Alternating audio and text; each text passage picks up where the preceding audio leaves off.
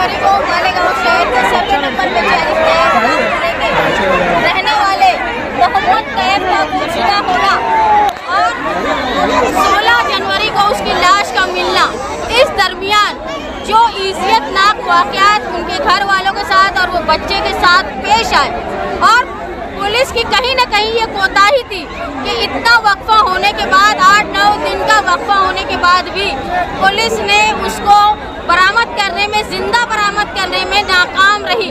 इसके खिलाफ एहतजाजन मालेगांव शहर की औरतें अलामती तौर पे समाजवादी पार्टी के बैनर तले आज अम्बेडकर पुतला, जो हिंदुस्तान में क्या दुनिया में अपने दस्तूर की, ऐसा दस्तूर जो सेकुलर दस्तूर है उसमें पूरी दुनिया में मशहूर है, वहाँ पर हम आकर दस्तूरी अपने हक का मुजाहरा करते हुए कातिलों को सज़ा, मोहम्मद कैफ के कातिलों को सज़ा के लिए जमा हुए थे।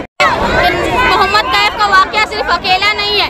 मालेगांव शहर में इससे पहले उमरान नाम का बच्चा जो गुमशुदा हुआ है, उसके 1-1.5 साल होगा तकरीबन, उसकी आज तक कोई खबर नहीं है। उसके अलावा हुड़को कॉलोनी से झूले में से बच्चा गुम हुआ, जिसकी आज तक कोई न उसकी लाश मिली, ना उसकी कोई तहकीक हो पाई, ना कोई मालूमात मिली।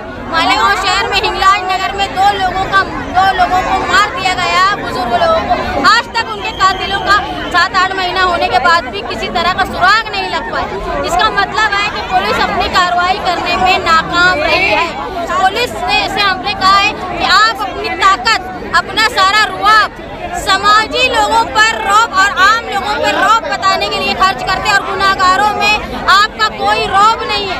इसीलिए गुनाहगार इतने ज़्यादा मस्ती में आ गए हैं कि वो शहर के मरकज में रह के, गुंजान आबादी में रह के बड़े बड़े वाक़यात पेश अंजाम दे रहे हैं। आप जो मुसलसल शहरी नुमाइंदे खाना बना रहे हैं, किसी गुमशुदगी से एमएलए से क्या ताल्लुक हो सकता है? हाँ, बिल्कुल दुरुस्त बात है।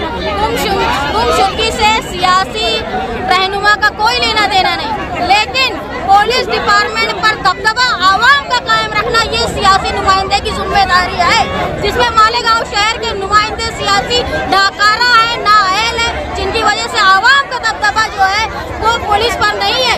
इसकी वजह से पुलिस जो है आवामी कामों में दिलचस्पी लेने की बजाय सिर्फ आवाम को परेशान करने का काम करती है। ये कहीं न कहीं सियासी नुमाइंदे की दबदबे की कमी है। डीवाईएसपी साहब ने, इससे हमने मांग की है कि जिस तरह अरसलान मर्डर केस हुआ था, उसमें इतनी, जिसको बोलना चाहिए मामूली और इतनी कच्ची FIR और इतनी कच्ची जो है वो चार्जशीट दाखिल हुई थी, इस 8 महीनों के अंदर वो मुजरिम जो है वो रिहा हो गया अरसलान मर्डर केस का।